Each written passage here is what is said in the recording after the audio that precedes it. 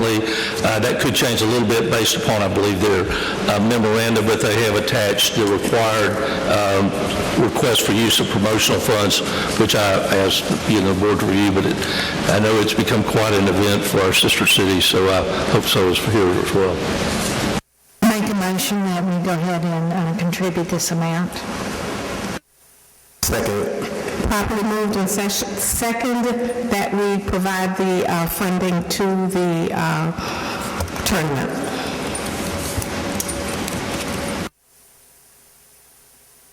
The Greater Port Arthur, I'm sorry. All those in favor, please signify by saying aye. Aye. Any opposition? Motion carries. Greater Port Arthur Chamber of Commerce membership luncheon. This as well as a regular quarterly agenda item and matters in which the EDC has participated, and they too have completed their form. So you'll be polling to see who wants to go to that? Want to do any can poll if you all wanted to purchase a table? Normally, I think it's individual, I believe. I think y'all have done both before, so it's the pleasure of the board. What are the prices on?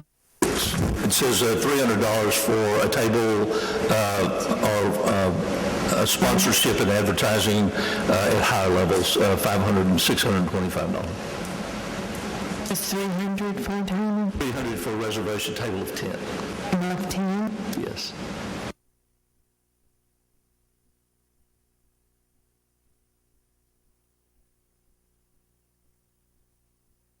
Pleasure of the board.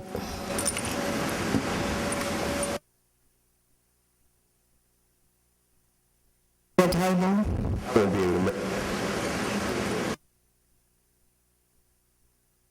Do you want to go? I want to sit at the table.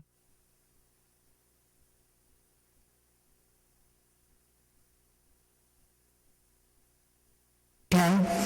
Then I would make a motion that we go ahead and get the table for 10 at $300. Motion. And a second. It's been motioned and second that we get a table at the Greater Port Arthur Chamber of Commerce membership luncheon. All those in favor, please signify by saying aye. Aye. Any opposition? Motion carries. The final communication is from Goma PLLC, 501 Proctor Street, Inc., Historic Tax Credits. I prepared the letter that's enclosed in your packets.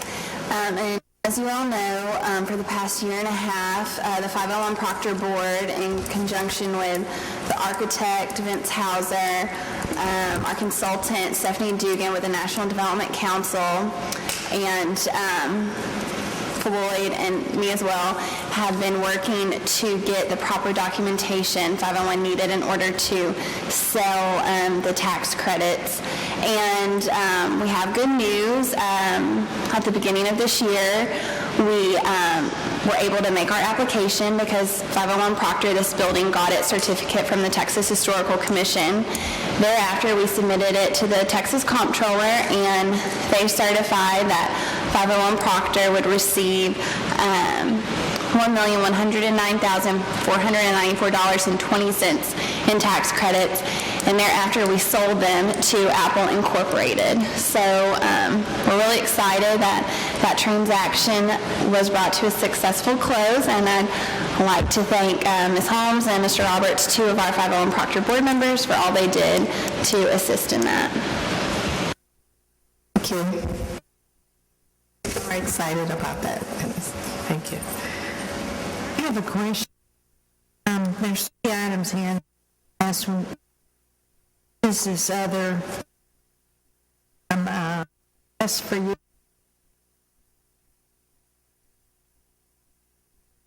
What was the redfish? The redfish. Connected to that one. Yeah, it was a redfish. Okay, because That's what we said earlier. They completed their promotion use form as each applicant is required to do so. Next item on our agenda, if we have anyone in the audience who would like to make comments about any of the items on the agenda, I have one form. If there is another, if you pass it up at this time.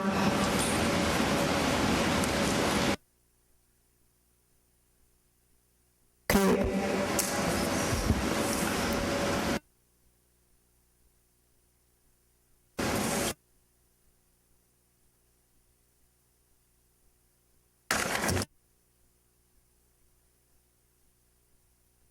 First person, Mr. Fields.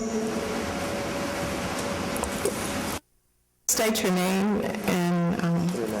My name is Warren Field. I'm sorry, before you get started, we're not going to start.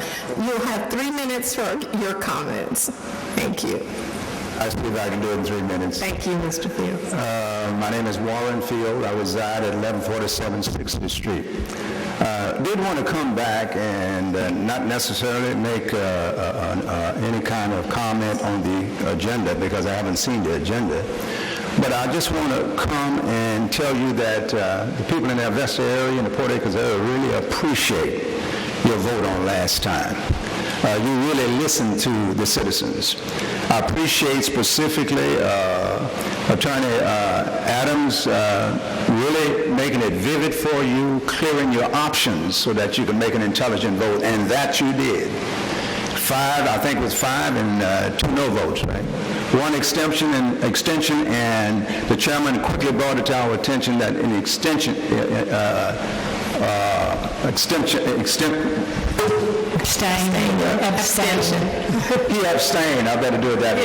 Yeah. Well, by him abstaining, then that automatically meant a no vote.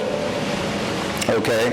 And I'm glad you brought that to our attention, and I'm glad that you made members aware of all the options that the members had in order to make good votes, and you did that. But I would say one thing, that when a person make a no vote and make the comment that they didn't know anything about slaughterhouses, what I would like to see is that when we bring new people to the board that don't know much about what's going on, to advise them to get some background on what's going on. Whether they go on the internet and find out the pros and cons of a slaughterhouse. So that's about all I have to say. But I really thank you for the vote. We know it's not up to you for the final vote. We know that council makes the final approval. But council, EDC represent the citizens, and I just hope from now on, I hope the council does the right thing. Thank you so much. Thank you. You're welcome. Let me say this one comment about our new board member. He he had the information, but it was a call meeting, so he did not have time to do the complete research on that project. So I don't want it to seem as though he made a very good decision by not making a decision. Eddie Fowler.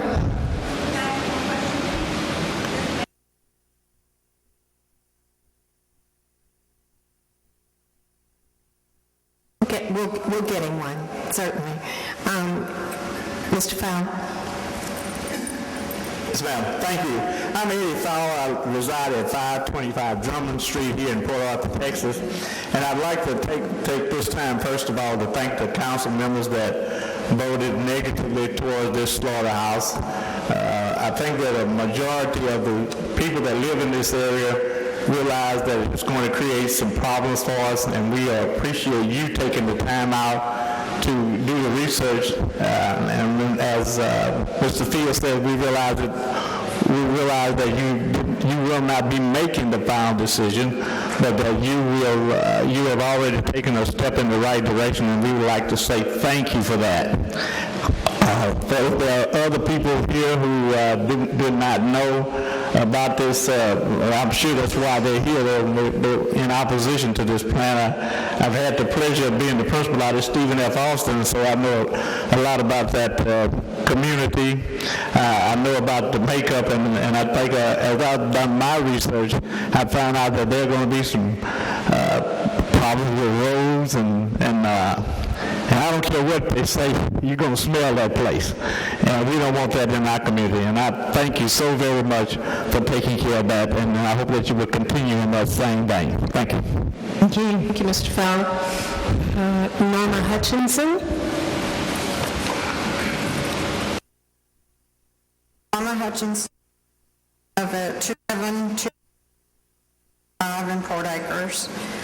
I just want to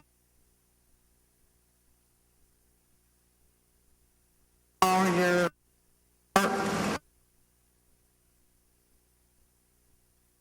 your work, hard work on the slaughterhouse thing and all the research that you've all done, because I know it took up a lot of your time, because it's taken up a lot of our time trying to find out what was going on.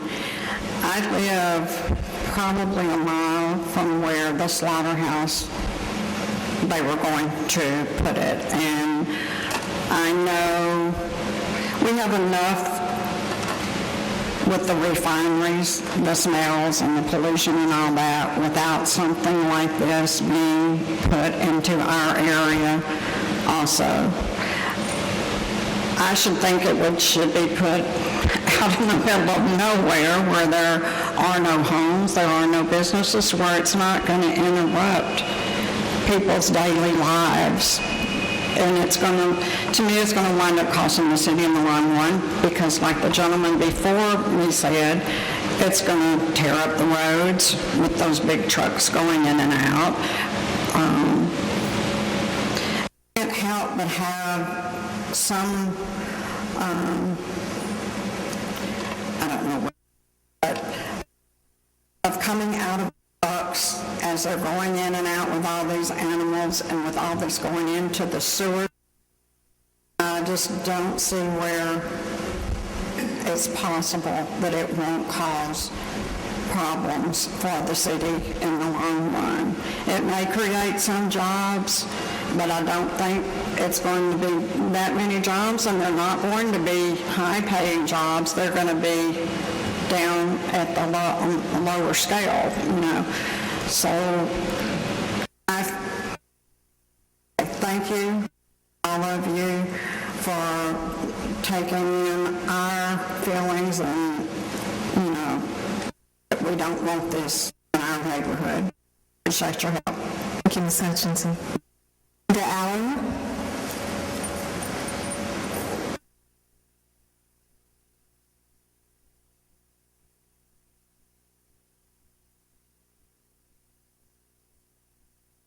Hello, my name is Linda Allen. I live at 2730 67th Street. I'm probably a rock throw from where the site is supposedly going to be built. I'm just here to ask you to consider again saying no. My only problem was when I was at the city council meeting, they tabled it. One of the reasons they tabled it was the EDC's wordings wasn't something they could understand or explain. So tonight, when you reconsider and put the wording in, would you please make sure that everybody is on board and can understand? Y'all are a very intelligent group of people. I would think the city council is a very intelligent group of people, and when you put something in writing, nobody should question it. It should say, no, we do not approve of the slaughterhouse. No questions asked. But I know they tabled it because of some concerns of the wording. So I just ask that y'all all pray about it first and consider again saying no, and please keep the wording where everybody understands. No means no. Thank you very much.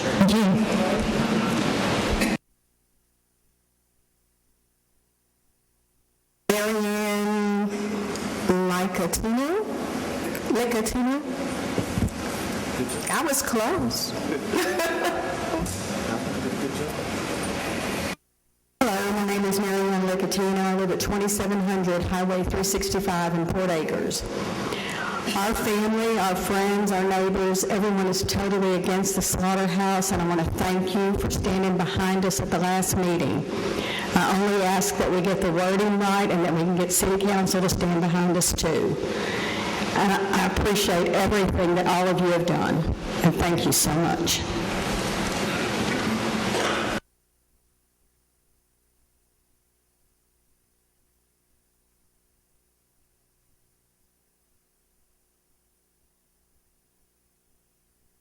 Kenneth Barker.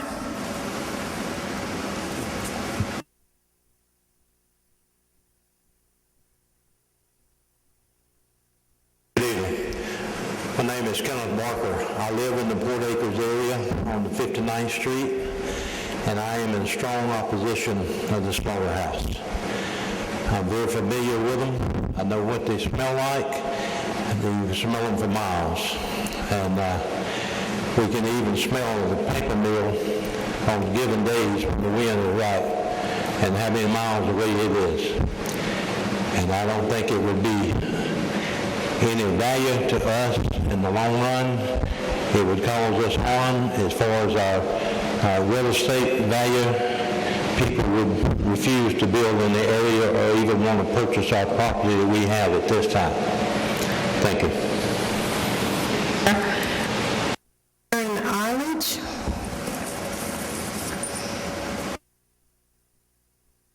I reside at 2617 66th Street, and I too am a... You've heard a lot about everybody complaining about there's going to be a lot of smell and odor, and that is true. I mean, there's not anything that you can read on any slaughterhouse that says that the odor can be contained. We hear about state-of-the-art facilities, but nobody's really defined state-of-the-art. Furthermore, as far as the logistics, we have a lot of ranchers in Port Acres. They haul cattle all the time. There is no cattle truck that can go down the road and there not be waste on our roads. Not to mention the smell, the flies, and everything else that comes along with it. Then we come to our sewer systems. We can't even cut our grass at our house without our lawnmower getting stuck in our ditch because of a hole in our sewer pipe that we've called several times on, and nobody will answer our phone call or come out and check it out. But still yet we want to put more stress on our sewer systems out in Port Acres. Now we talk about the jobs. Yes, you guys do a great job bringing things to the table as far as bringing jobs to the community. However, we have to think about what type of jobs are we bringing. When we're starting to bring jobs that bring odors, because if we pass this, what's going to go in that business park next? A poultry plant? Then what kind of smell are we going to have? Our property values are going to go down. What about the businesses that are already in the business park? If I had a business in the business park and this passed, I'd want to move my business. But even more important than that, what about the businesses that are actually looking at Port Arthur to bring their business to our city? So we have to look past just this plant. We have to look in the future as to what type of businesses are we going to stop from coming to our community because of this one business here. So, again, I do thank you guys for your vote last week in favor and supporting the citizens. I hope you will continue to support us. I hope City Council our views of a bunch of citizens that are just saying no for no reason at all, that we do have value concerns and we do want to support our community. Thank you. Thank you. Mike Kimler.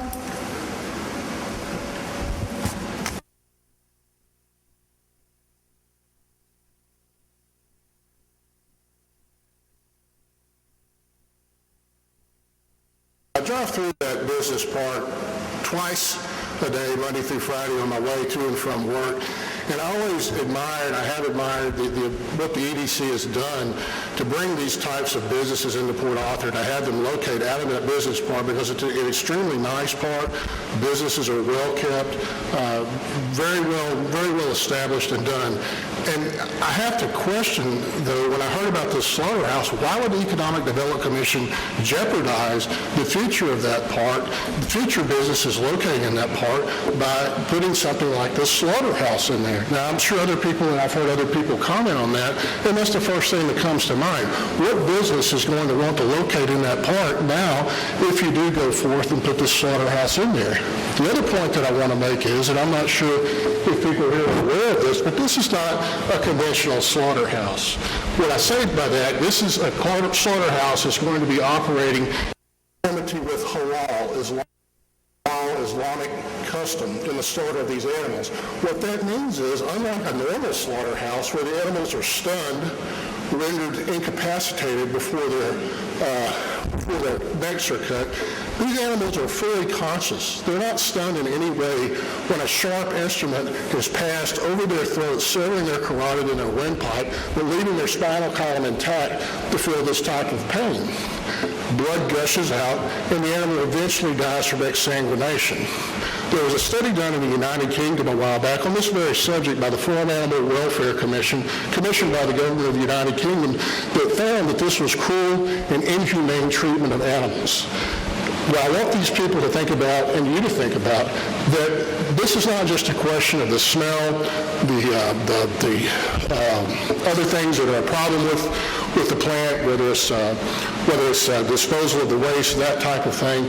This is indeed a plant that is in violation and is against the values of this community as far as how animals are treated. If I were to go into my backyard and slit the throat of a calf with a straight razor, I probably would be charged with a felony for animal cruelty.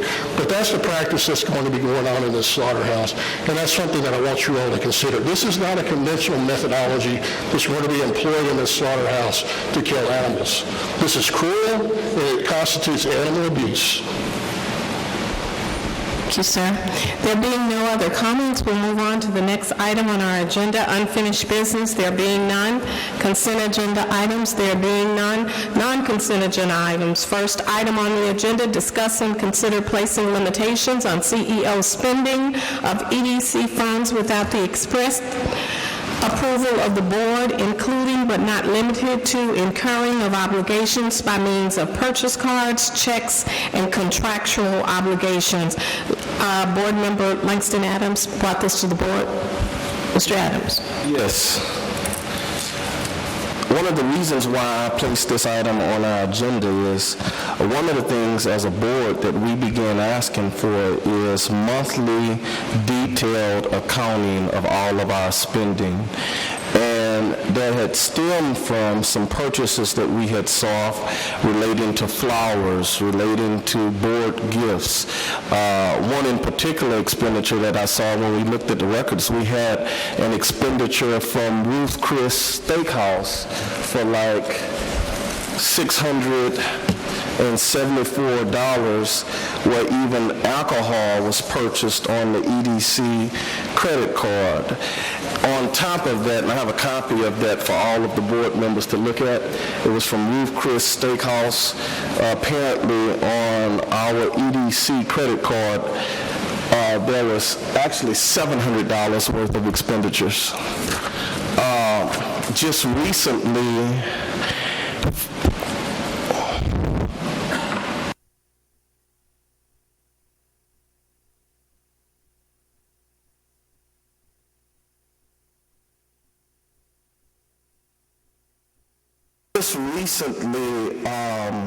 when we had our meeting in March, on our agenda in March was for us to consider the zoning change for the Jade Avenue property.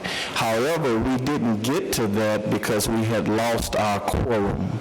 And after we had lost our particular quorum, I later found out that sometime around March 11, an application was filed to rezone EDC Property 1. Also, Anthony Leger was contracted for $7,500 on the taxpayer's dollar, and there was never a vote of our board. Our board did not even speak to rezoning, nor did our board even speak to replatting until our meeting on March the 28th. So something happened between our early meeting in March to March the 28th where EDC funds of $7,500 were apparently contracted, there was an agreement to pay Anthony Leger that money without the board approval. Then, when I read in the Port Arthur News, and I got all kind of calls from this, there was a quote from our CEO to the Port Arthur News, where in the Port Arthur News he said that he could spend up to $50,000, and that was received in the Port Arthur News, and it was read, and I got all kind of calls from citizens about that. Now, one of the reasons why I placed this item on the agenda is, and I asked for some guidance from our lawyer, our guy on this issue, if in fact what our CEO told the Port Arthur News, which is without the board approval, he can spend up to $50,000. And I believe there was another comment in there sarcastically about did we want to control whether or not we micromanaged him for spending toilet tissue. That was on the front page of the paper. And a lot of the people in this room immediately called me and said, Langston, how in the world can your CEO spend $50,000 of taxpayers' dollars and there's not even a vote that comes from your board? And many of you called me with that particular question. My question to you guys is one, since we did not approve the 7,500 because we lost the quorum, we never got to rezoning. We didn't even touch rezoning until March the 28th. But that contract was already initiated into because Anthony Leger told us at the March 28th meeting that he had already agreed to the fee of $7,500. So that expenditure or that contract was not made with board approval. The filing wasn't made with board approval. So I guess my question is it accurate that our CEO can spend $50,000 of taxpayers' dollars without a board vote and without any board approval? That's a question. Okay. The short answer is, if I could answer, is that I do not know where that comment came from. There is a provision in the Texas Local Government Code dealing with procurement by municipalities, which we are not, that speak about when you have to go out and secure competitive proposals in order to do so. That's a $50,000 number. I am not aware of any $50,000 number that applies to EDCs, any $50,000 number. Remember, though, what you do is you procure services, contracts primarily through through the City of Port Arthur's purchasing department. Now, as far as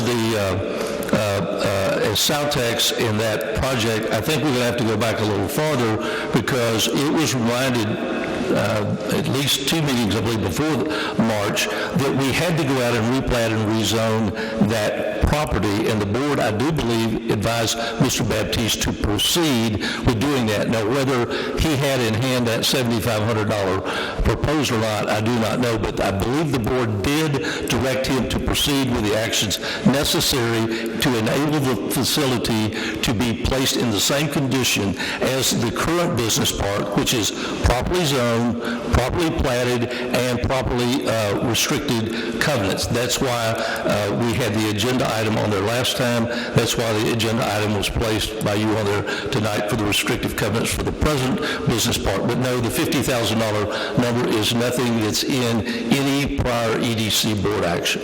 Apparently, our CEO believes, because he quoted with the Port Arthur News. I mean, he put in the Port Arthur News that he could spend up to $50,000. And with him saying that, we have citizens here who are concerned about waste, who will be concerned about the spending of taxpayer dollars, even if we assume what you say is true. Everything is true. Again, our EDC did not authorize a contract with Anthony Leger for the specific amount of $7,500. And many times I would think that an expenditure that high of $7,500 would be something that the board should vote on before a contract is entered into.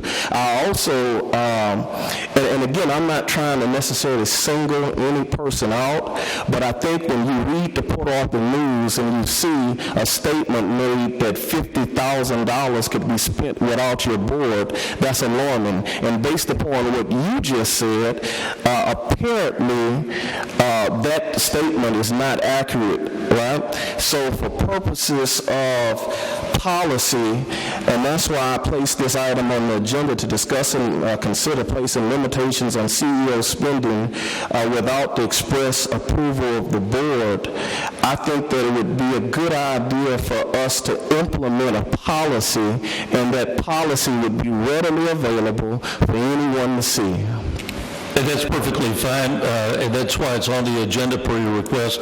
So it's the pleasure of the board, if you wish to add a policy concerning any of these items, P-card, E-card, whatever they are, through the city or otherwise. That's the pleasure of the board. We are not here tonight to make a proposal because you place this on the agenda. It's the board's determination when they want to move these items to specific agenda items. Every incentive that you have ever done has been done by action of the boards. The other items are approved vis-a-vis when you approve a budget and budgeted line items. But as far as we're concerned, whether it's Renata and matters related to the website or contracts with others or the EDC, I think that you all can place limits on any of the spending, not just the CEOs, but whomever else. Now, it's written tonight just for the CEO, but in point of fact is most of this has been driven to this point by your budgetary actions that you do in line iteming those budgetary items to various accounts. Let me ask, I'm sorry. the city of Port Arthur is we have an agreement with the city of Port Arthur to take care of our expenditures and to write all the checks. So when a check is written, is it written and signed off on by Mr. Baptiste or by the city of Port Arthur? Well, remember, again, you do contract with them for a number of services.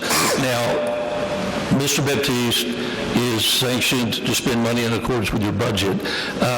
Many times that comes back to you all because it's involving the development fund as opposed to the promotion fund, and so it's anything to do with providing incentives or contracts with persons and businesses you're trying to incentivize to come into the city. So I would say this, you have an internal financial officer that reviews these matters.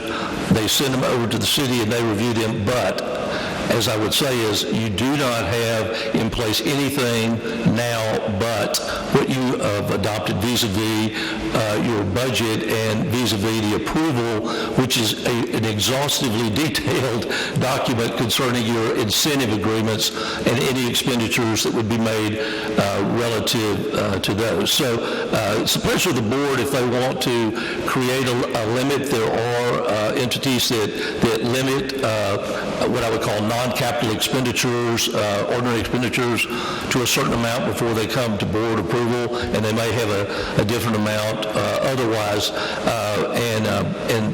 So it's the pleasure of the board if you all want to overlay what you already have relative to reviewing these things monthly with a dollar amount that has to come to the board.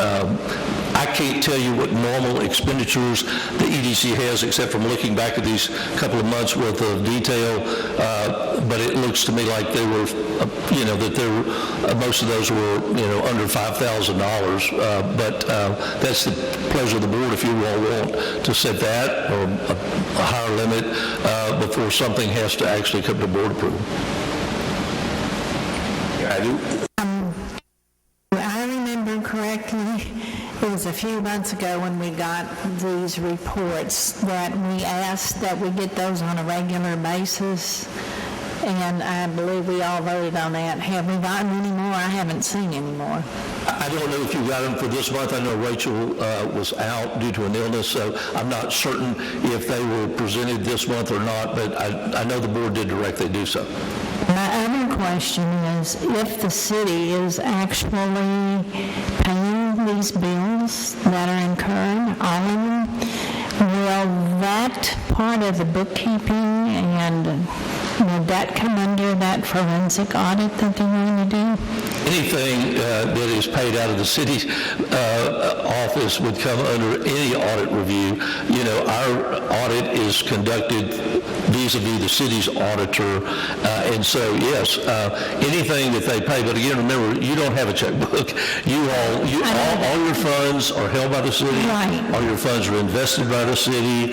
All your funds are paid by the city visa pay requests that come over from here. You don't handle any money. All right, so if it does then come under that audit, I feel comfortable with that it's part of it. I feel very comfortable with it.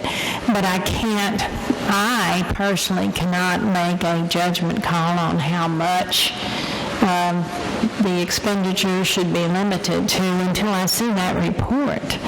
because I, like you, don't know how much is being spent and what it's being spent on, and until it's all broken down, and I feel like that's how it will be from that report. And I would suggest that as a board, we get a copy of that so that we can make a logical decision on that. And again, I just want to say that we have not been involved in any measure with any part of the city or its audit process. That's a completely independent, that CPA is independent from the city, so the forensic auditor as well. So we have not been engaged, and at this point, we haven't been asked for anything, but we doubt we ever would because, again, the records are generated at a different source. We don't have them. Mr. Roberts, you had a comment? Okay. I got a question. Okay. And I guess where I'm going with that guy is, again, we just approved minutes. There's nowhere in those past minutes that you can show me where we approved $7,500 to Anthony Leger. We did not. No, I said what you approved was proceeding with the replatting and the rezoning, which necessarily requires an engineer to do so. But no, I didn't say that that Saltex, Mr. Leger's company, was specifically named in an agenda item. And here's where I'm going with that. I know we didn't approve that specifically. I know we didn't approve Ruth Chris Steakhouse for $700 for steaks and other stuff. I mean, we didn't approve that. Apparently, prior to what you have said today on the record, when I quoted the Port Arthur News comment about I can spend up to $50,000, and you said, well, no, that doesn't apply, and you cannot spend up to $50,000. Well, apparently our CEO thinks up to today that he can. So for purposes of policy, would you recommend that we create some type of a committee, and that committee discuss limitations, and maybe our board, because I understand Mrs. Ingrid Holmes as our board president, she has unbridled power as president to appoint people for committees to do specific tasks. That at least our bylaws allow her that power, and it's just a pure suggestion that maybe she might want to use that power to create a committee, and that committee come up with some recommendations and policies for purposes of CEO and EDC spending constraints, and then bring that back to us for a vote at our next meeting. That's perfectly fine, and we'd be happy to provide you with information. Again, remember the EDC is a public nonprofit corporation as opposed to a city, so we are not channeled in the same set of laws as in the government code relative to our parent, the city of Port Arthur. We have used their finance department to oversee expenditures, but we're happy to provide you with, for nonprofits as opposed to cities, some suggested policy language if you want to set such a committee. And I think let Ingrid Holmes speak for herself. And yes, I think we are going to, that was my intention, because I cannot agree with setting a policy that is so broad, and there are other policies we may need to look at. So I just think at this point, we're not ready to make this kind of decision. So I would ask that you all provide something to a committee. I have several of my board members who are not here, and I'd like them involved in that, and I will appoint that committee. Thank you. We'll be happy to provide something to you and to whoever is the committee. Thank you. In response to Mr. Adams' Chris' comment, we do follow the city's policies and procedures for purchases on P cards, and which are allowed to do business dinners like that. And rest assured, the alcohol is not allowed, so Mr. Baptiste did reimburse the city for that. Any employee who purchased anything of that nature on a city card would have to reimburse. We'll be happy to provide that information to you. Okay. Thank you. Thank you. I guess the appropriate thing then, if the pleasure of the board, since it's an action item, that y'all would move to table this, and then we'll try to have something ready for you by your next meeting. You can table that, but we need a motion to form the committee for her. No, the chair forms the committees. Under the bylaws, the chair forms those committees. The item. Yeah, Okay, well, the chair forms those committees. Been moved. Second to table agenda item number 1 until a committee is appointed.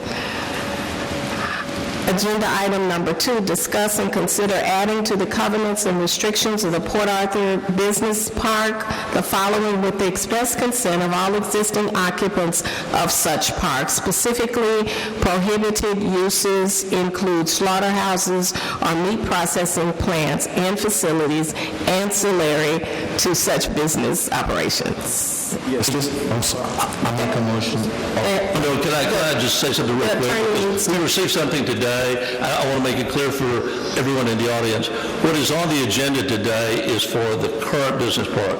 What you acted on last week is for the Jade Avenue Business Park. Jade Avenue Business Park is not back on the agenda today because you already acted on that. So we didn't have anything to add to the agenda when it was posted last Friday. Today we received from the city attorney her comment to the action that the board took last Monday, and I wasn't able to attend or watch the city council meetings. So I only got a very small blurb of what the city did last week, but her proposal to me was that she did acknowledge that the EDC can place restrictions greater than those contained within the zoning ordinance. That has already been done because we have more restrictions in our current business park covenants, as you all know, than match the industrial classification under the Code of Ordinances. But she basically suggested that you just put the words exactly like they were in the zoning ordinance, and obviously we didn't have that because we didn't know until the board voted what you wanted in the wording. So we put the wording in as broadly as you all asked it to be. So they asked, or the city attorney has asked, this is not the city council, this is the city attorney suggested. This doesn't mean this is what the council is going to approve, but it was her suggestion to do one of two things: to delete the words "and facilities ancillary to such business operations," and just leave slaughterhouses and meat processing plants, or if there were more uses that we wished to delete, that we include those but use exact language from the zoning ordinance. That was her request, so I pass it along to you. There are about 13 pages of possible uses, either with or without specific use permits or with conditions in the zoning classifications. Some of them include items that you cannot do even if you wanted to, because as a 4A EDC, you have a laundry list of authorized projects that are under the NAICS code of projects that you have to be in one of those classifications. So a whole bunch of these wouldn't apply anyway. But so it's the pleasure of the board as you proceed here. The language was copied exactly from what you did last week. Again, this is not the action of the city council. This is the request of the city attorney. So as you proceed, if y'all choose to use the exact same language we used last week, I would anticipate that we will receive that same comment back. So but it's the pleasure of the board. It's the pleasure of the board. It's my. Just so we're clear, again, this is my item number 2 that I placed on the agenda, and just to give a historical context to this, all of us who are present here today who was at our last meeting where we voted 5-1 with one abstaining on this particular item as it relates to the covenants and restrictions. You as our lawyer made it very clear to us that it's absolutely legal for us to place a restriction or a restrictive covenant that would ban a slaughterhouse and or meat processing facility. So the motion was specifically made, no slaughterhouse, no meat processing facility on on the Jade Avenue property. Well, we need to clarify something because we had several people who had come up here today, and I think that there's some confusion when they said, well, hey, let's make sure you get your language correct. Because after we, as a board, voted at our last meeting, 5-1, that this is what this board wanted, and everyone here voted for it, with the exception of one extension, we all voted yes. And what happened was your law office prepared the specific language, because what happened was when you prepared the language, you guys sent an email to us saying, hey, are you okay with that language? I personally responded by saying, yes, I'm fine with the language, and I sent the email back to you. Now, what I understand the position of Val Tizano, the city attorney, is this, and that's where you guys come in as our lawyers, and I'm asking for a legal opinion. I sat at that city council meeting, and what I understood Mrs. Tizano's position as a lawyer was this. She said that if we would have just put slaughterhouse and meat processing facility, fine, that's okay. But when we added the language ancillary to such business operations, her argument became that auxiliary language would be unenforceable. Well, my immediate response to that was, Guy, you're a competent lawyer. I mean, we're paying listen to me. We're paying Gurma Goats. You guys are competent. I would expect before you draft language for us, because the language came from you guys. The auxiliary is not something, if you look at our old meeting, the word auxiliary does not appear. You guys drafted the language. After drafting the language, you told us to look at it. We said, fine. I have the utmost respect for you and integrity as a lawyer. I don't believe that you're going to draft language that's unenforceable, because I don't believe you're paying your law firm to draft language that's unenforceable. And ultimately, that was the position of the city attorney, that the language that you guys drafted, as it was drafted by your firm, she holds the position that somehow that's unenforceable. I ask you to specifically respond to her. Is she correct in her position that the language that you drafted would be unenforceable, and that would be the reason that there was a problem with it? Because that's what she told all of those people. She said that language was unenforceable. So I want you to respond to her. It's not unenforceable. What she prefers, and what I guess the council prefers, but I wasn't there, so is that you use exact wording from this here. And in fact, the exact wording is not what was on there. The exact wording is slaughterhouse and meat packing, not processing. But interestingly, she didn't raise that as an issue in the markup here. So I think the issue is that the city apparently wants something exactly like it's in their zoning ordinance, which we did not have in front of us last week because we didn't know what the pleasure of this board was to approve. We told you we would, and we would send it out to you all, which we did, is make it as broad as we possibly could to cover the services or the request that was being made. That's what we did per the request of this board. Then we got your approval, and that's what we sent to the city. What we're saying is now the city came back and said, let's take a look at this, and they want this language. Even though that's not the way it was marked up, they want this language to read exactly like theirs. And so, it's two words, slaughterhouse, although I don't think that's grammatically correct, and it says meat packing plant, not meat processing plant, because that's what they have it here. So my statement to you all is, for the current business part, if you want to appear to have the least problem with the city, then I might suggest, even though the language is in here exactly as you all asked that we drafted, or that you drafted it for the agenda, is that if you want to make the motion, and second, that you say that for the current business park, subject to the approval of all of our other tenants, that specifically prohibited uses would be slaughter-house and meat packing plants, just like the city of Port Arthur's. Because that apparently is what they want. Now, I can't say why, but that's the pleasure of them to decide.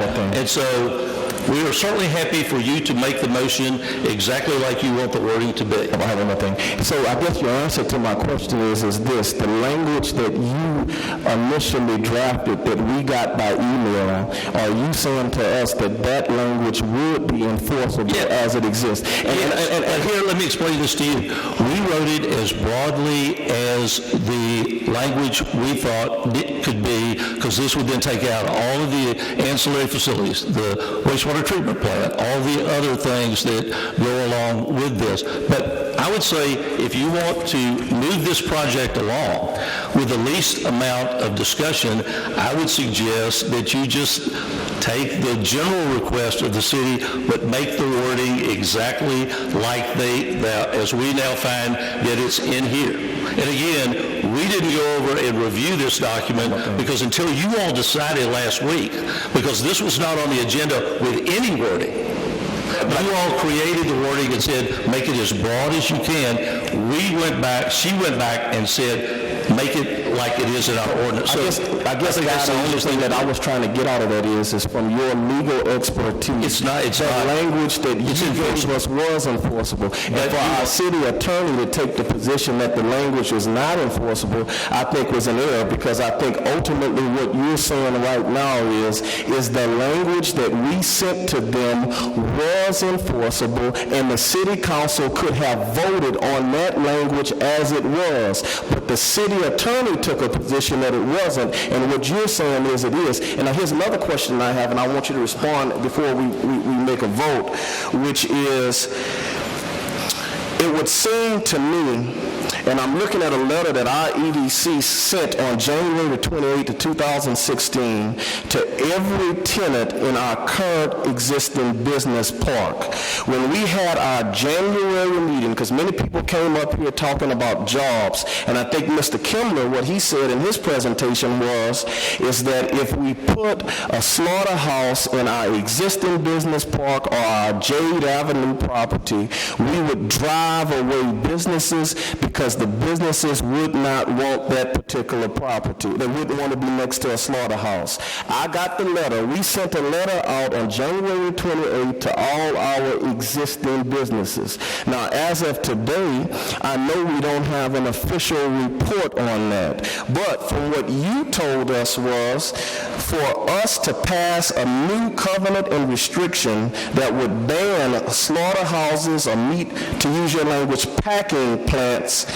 Every business at our existing business park would have to agree to that language, and if they didn't agree with it, we couldn't pass it. But if they did agree with it, we would pass it. So I would say to any person that has any opposition to this particular item on the agenda, well, you get everything that you want by it. Because if your argument becomes, hey, this is great for jobs, oh, the slaughterhouse is so good for jobs, then my response to you is the only way we can pass this covenant and restriction is for everybody there to say they don't want a slaughterhouse. And if all of them there say they don't want a slaughterhouse, that should tell all of these people who've been talking about that this is so good for jobs. Well, then the question I would ask to them is, why is it that everybody in the existing business park say they don't want it? So ultimately, from a logical standpoint, it would make absolutely no logical sense to vote against this particular proposition, because for it to pass, every business at the business park must say, we don't want a slaughterhouse next to us. So there's nothing to lose by passing this particular restriction. And it would ultimately close the mouths of all those people who say, hey, this is a great job thing, and it's going to be good for jobs, because it would give ammunition to Wife Kimler's position that you would be driving away businesses. Do you follow what I'm saying? I understand, and as I said, is if there's a motion, then we would just recommend that you follow the language of the request and have it stated just as it is on page 13 of the industrial classification identity of the process of the plants as slaughter dash house or space house and meat packing plant. All of this still has to go to council for approval. It doesn't matter what the language is. Correct, but this would Okay. simply All overlay, right. No, I and then we can bring back the other one and clean up the language as well. So we can send this over and advise them that the intent of the board is if this approves, then the other one would follow form. I would make a motion that we add to our existing business part, not the Jade Avenue, because we've already voted on Jade Avenue, and the Jade Avenue is passed. So for our existing business park, that we change the covenants and restrictions to specifically prohibit uses, including slaughterhouses and meat, to use your language, packing plants. That way we got the language right. Packing plants. And then they want to take the rest of that wording out, sir. Right, meat packing plants, and that we get the approval of all, the specific approval of all our existing businesses within the business park per your recommendation as our lawyer. And if all of those specific businesses say that this is something that they want, we send that on to City Council. And I ask that this be done by our next meeting.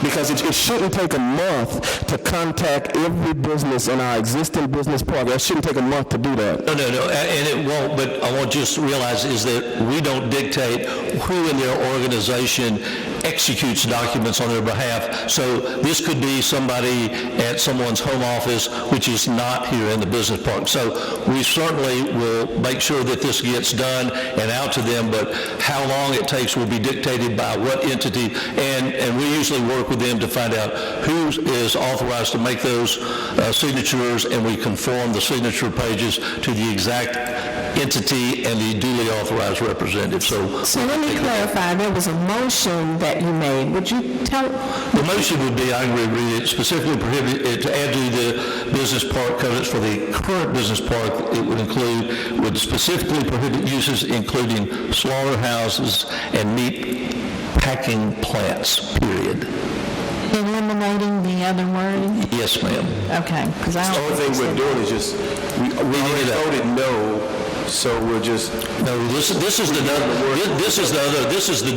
the current business park. Gotcha. Right, we already voted on our Jade Avenue, so we're just bringing over from the Jade Avenue to our current. So because it wouldn't make sense, it wouldn't make sense to me to have the covenants and restrictions on the Jade Avenue and then don't have it on your existing. It doesn't make any common sense. So since we've already voted on our Jade Avenue, all we're doing is saying the language that's in the Jade Avenue, use that language on the existing business plan. Now, our lawyer has said that the language that we originally sent was fine. It was okay. It was enforceable. We both disagree with our city attorney. But however, to facilitate this and make this something that we can get done where there's no confusion about language, instead of saying meat processing, we're going to say what? Meat packing. And that way she can't say one thing, because God, I think you gave us good advice and I think she's wrong. But it doesn't matter about right or wrong. I think the main thing is to get to a resolution of this matter, so hopefully when it gets rezoned and replatted, we can start marketing this property again. Right. So again, we're going to give the language that she would like. Meat packing plant. All right, that's my motion. We have a motion on the floor. Seconded? All those in favor, please signify by saying aye. Aye. Any opposition? The motion carries. I have a question, please. On the two business parks, one is Port Arthur. What we call Port Arthur Business Park, the other one is the... Jade Avenue. Yeah, and the reason we did this as two separate business parks is because you already have tenants in the one park. Right now, that's a blank sheet of paper for you all to decide. If you wanted to change the restrictive covenants, as we told you all last year when you went under contract with this that you could cut this differently. And I said you had to replat it, you had to rezone it to make sure it fits the City of Port Arthur's platting and zoning requirements. And by the way, I think it's on the zoning commission agenda sometime in this month of April. And so if we get all this done, then you can do as you did with the current business park and start adding this to the portfolio that Renata, Floyd, Reddy, and every other entity that, and of course, obviously your website puts out this property for sale. You can take that front strip of properties that has road access and start marketing it. But until we had done all this overlay, we really couldn't. It's going to have two different names. Yes, we're just calling this the Jade Avenue Business Park, again, so that we didn't call this an extension and addition phase where we had to go back and get those other tenants' approval, because, again, I expect it may take a little longer than 30 days to run all them down and get it. This way, you're marketing that property as soon as the replat and the rezone is done and the city hopefully approves your covenants. The letter he made reference to, January 28th, did we ever get any response from that? Crystal can tell you about what they did. We didn't, because the letter responses didn't come back to us. Allotted that we gave for response. We did not receive any responses. Maybe a month later, we did receive an email from services. They did express their concerns. I had gotten one call, and it was on my way to the meeting in March, and they had just gotten theirs. So it was like a month from when the letter was dated, and they had 10 days to respond, and it was almost a month already. And it was just now hitting his desk, and I went, I don't know. Well, I would say this, and I don't want to get too far afield and stay on the agenda, but some of that, again, is what I just said, is driven by. Sometimes these are major operations for these companies, but they may not make policy decisions relative to matters like this, so they may have gone upstream, and that's why what we're going to try to do this time is make sure when we contact them, say is to approve this covenant, whom in your organization, your real estate department, whatever, needs to receive this so we can provide the document and an explanatory note. On the other letter that we're going to send out, can we have a target date on that also? In this next agenda? Well, I think there was another letter, they said something about sending out something. No, I'm not aware of now. I think the only other letter that I'm aware of is this one you have on the agenda. I think what she's referring to is that we got to get the consent of those existing businesses. We're talking about sending out. Yeah. Right, so we got to contact those existing businesses. Correct. And that's going to be by way of, but I don't want this just to sit. I mean, it's going to come back up in our next agenda. We want it to, if at all possible, if we've got those signatures, because they've been processed. As we said, I can't guarantee how long it takes those individual tenants, companies, internal representatives to process this. The only issue I have with that, and I believe we have one of those businesses here, Ms. Holmes, you might want to elaborate. I'm talking about Mrs., not Ingrid Holmes.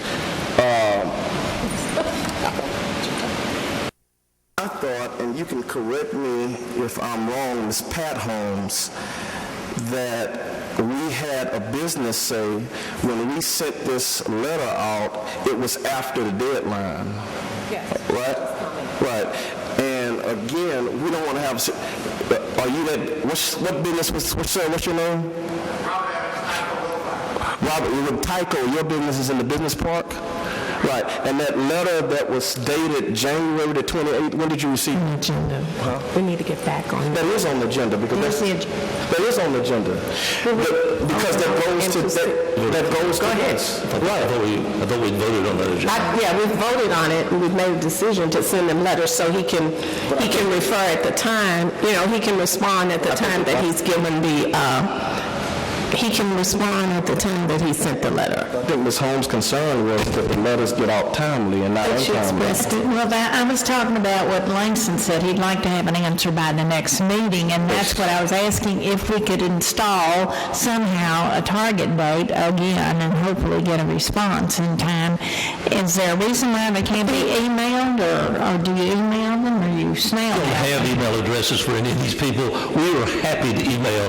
We will fax. We will overnight mail. We'll do whatever it is once we get a database. We don't have that. maybe we can get one, and that I would would be very hope helpful. so. It would be very helpful, yes, ma'am. Okay.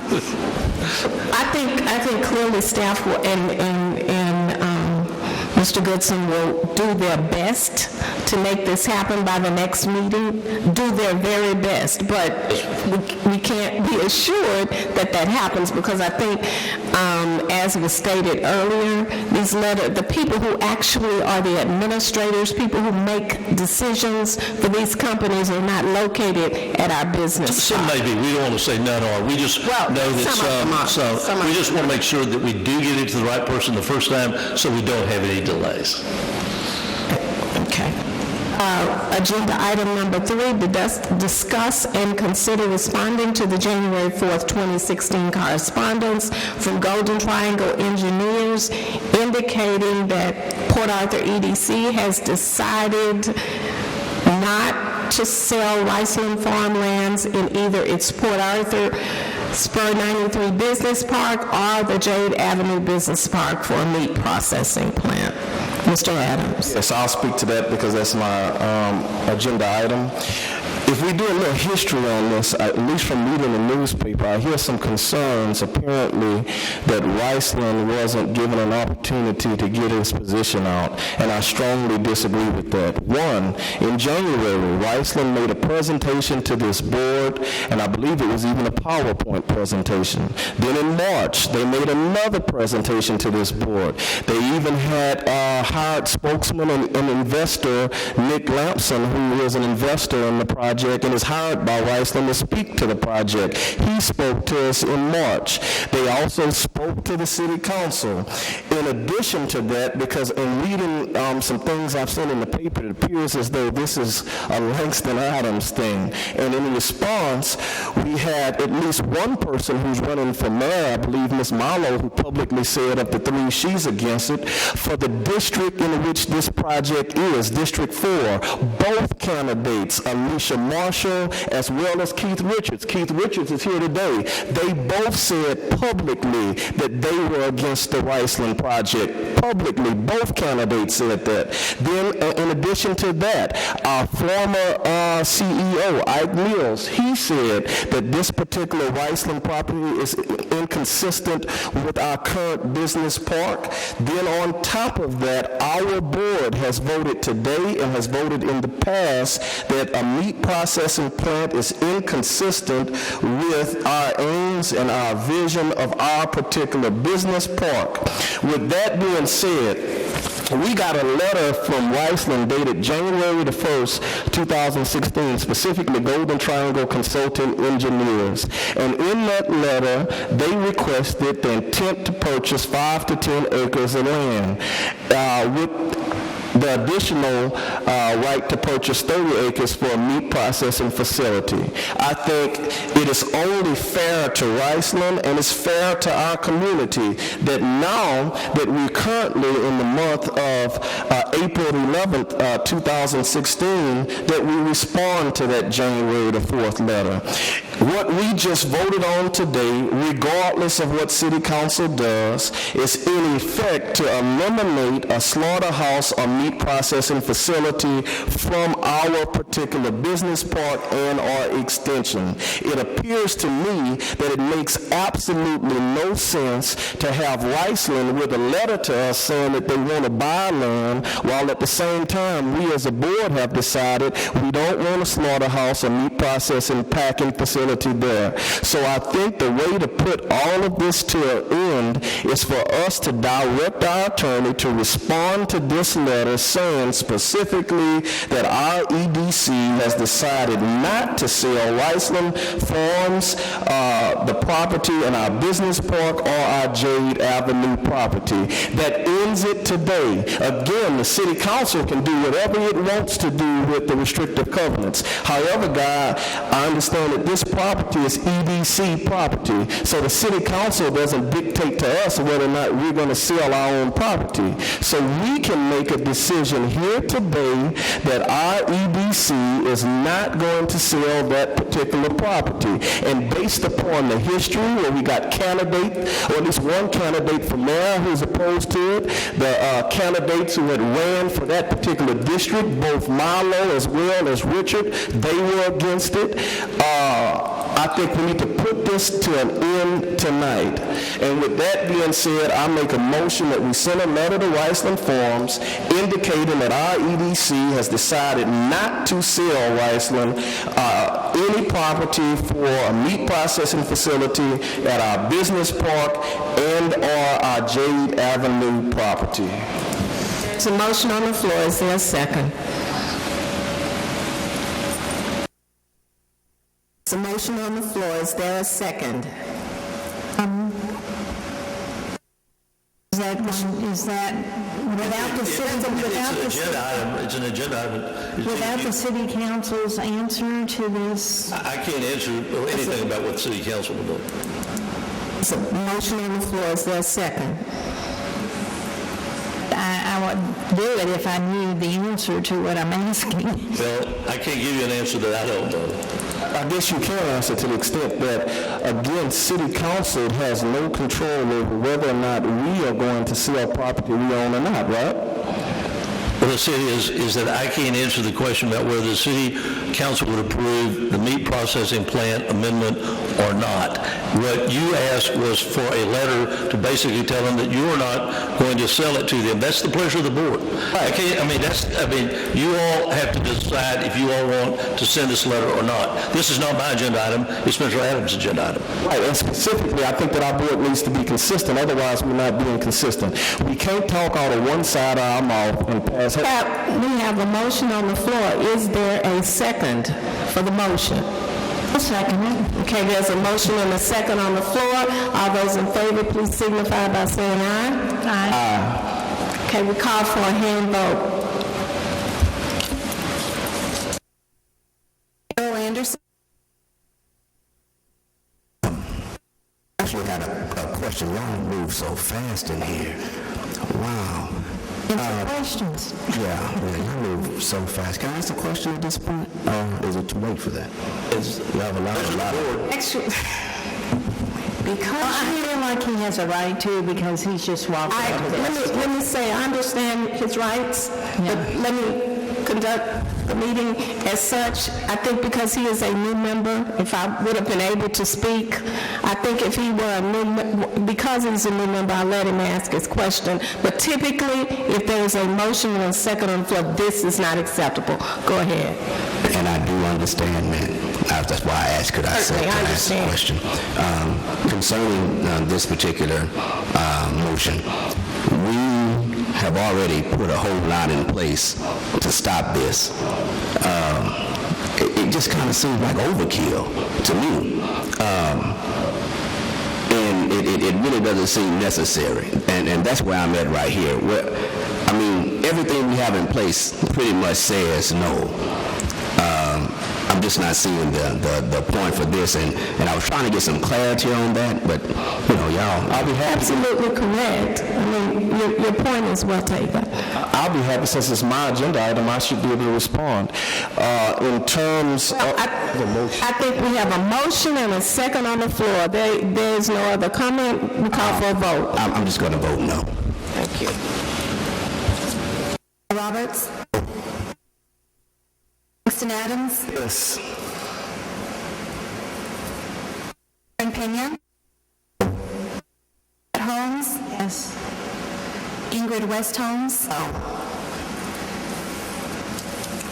2 noes and 2 yeses, motion failed.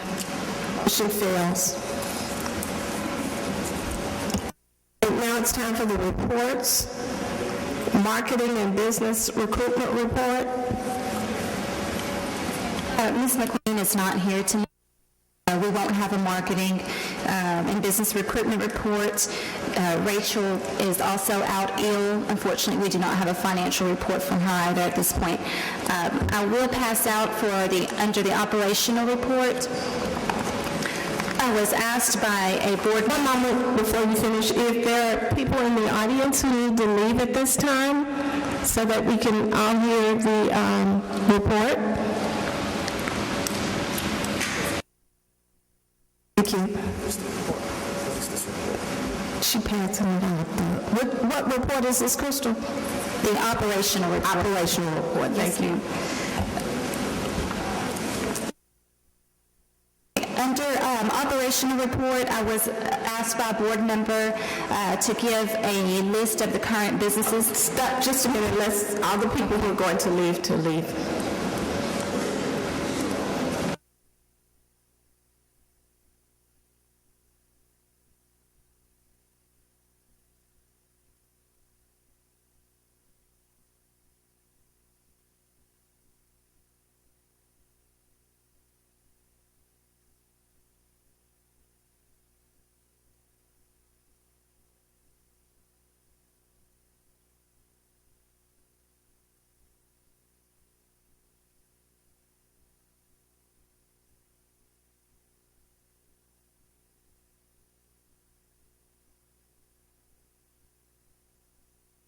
I think we have a CEO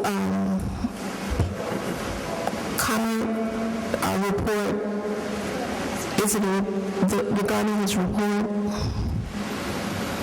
Yes, Madam Chairman. Yes.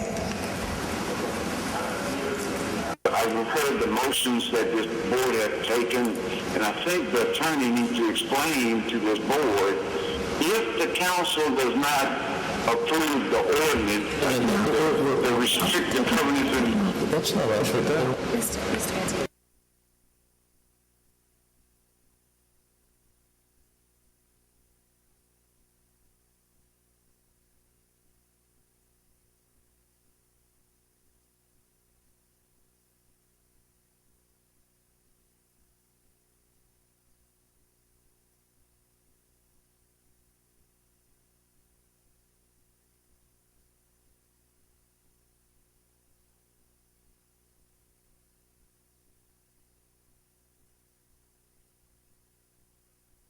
Go ahead with the operational report. Okay, I was asked by a board member to give a list of all the businesses that are currently in the business park and what they do, and I felt it appropriate to go ahead and give it to all of you board members. We do have some new board members on the board, so what I've just passed out, you can look at your leisure. It is every business part, every tenant that's there currently, and a short synopsis of what they do. As far as employment, I'm sorry. All of them out there are not under an incentive program with us, though, correct? Some just acquired the property and still fell within that category of projects that 4A serve. Because remember, we're not in the business park business to compete with other businesses. We're in the business park business primarily to incentivize economic development in the city. Many do have incentives because many either received an incentive for capital investment or generation of Port Arthur resident payroll. Some have both, but there are a couple of businesses out there that had neither, but are in the industrial classification for which they could have if they sought to do so. Thank you. Employment and training, if you recall, Team Industries has just started up, or they've just finished their last class. We did go to the state to request a second contract to continue the higher level welding training for them, and that was approved by the state. We just received notification last week, so hopefully soon we will be moving forward with Team Industries higher level welding class. Also, Lamar State College in March started up their CDLA driver's certification course. We currently have 13 Port Arthur students enrolled in that class. The other question I have for Guy, I'm not sure, we do have, I know you all moved a couple of months back to begin approving board members' travels. We do have a new board member who would like to attend strategic planning. Unfortunately, there is a course for the rest of the year. I'm not sure. Yeah, this this is when good intentions don't always work out.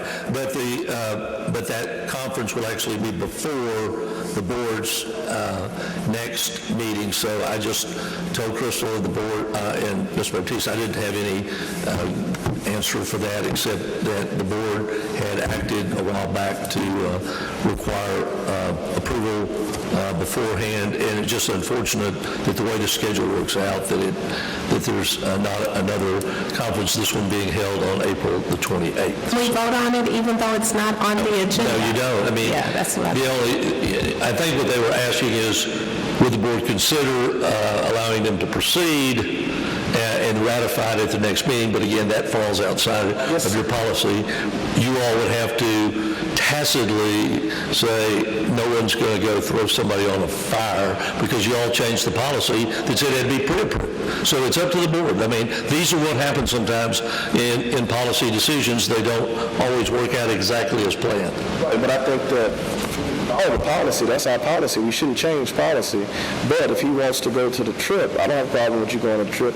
I think the easiest way to solve that problem is this board has called so many special meetings. So, hey, with special meetings being the norm of this board to call special meetings on a whim, we can call a special meeting next week. No, we can't do it by phone call, but if he wants to... Y'all can't do phone calls. Y'all are subject to the Texas Open Meetings Act. But what I'm saying is, I don't have a problem with him going. He can go wherever he needs to go to get training. I'm all for board members getting training. I'm not against that at all. The problem is, since you're new and I know you're getting caught up, we have a policy, and our policy is you can't go anywhere without the board taking a vote. I think one of the problem is call a special meeting. I don't think anybody's going to oppose it. I mean, we do these special meetings all the time. This is listed as a special meeting. We call a special meeting next week, and then we'll vote, and you go. That's all the problem. So just call a special meeting. We don't get to call special meetings, so I didn't have the authority to put that option on the table. With this particular meeting today, I mean, it was changed from our regular date to today, and that's not anywhere in our bylaws. I mean, I asked you that by way of email. We don't have a date for meetings in our bylaws. Okay, that was done by a separate board action. Okay, so again, we can The only meeting that is required on a date is your annual meeting. Right. So again, we can call a special meeting sometime next week, and we can give him permission to go. I don't have a problem with that. The pleasure of the board. That's all I have, Chair. Thank you. Any other comments? We will move to closed executive session. A closed meeting or executive session will be held pursuant to the following sections of Chapter 551, Section 551.071 Government Code to discuss pending and potential litigation and or legal advice. Section 551.072 Government Code to deliberate the purchase, exchange, lease, or value of real estate. Section 551.074 to discuss matters of personnel, EDC Chief Executive Officer performance evaluation, and Section 551.087 Government Code to discuss incentives for commercial and industrial business prospects.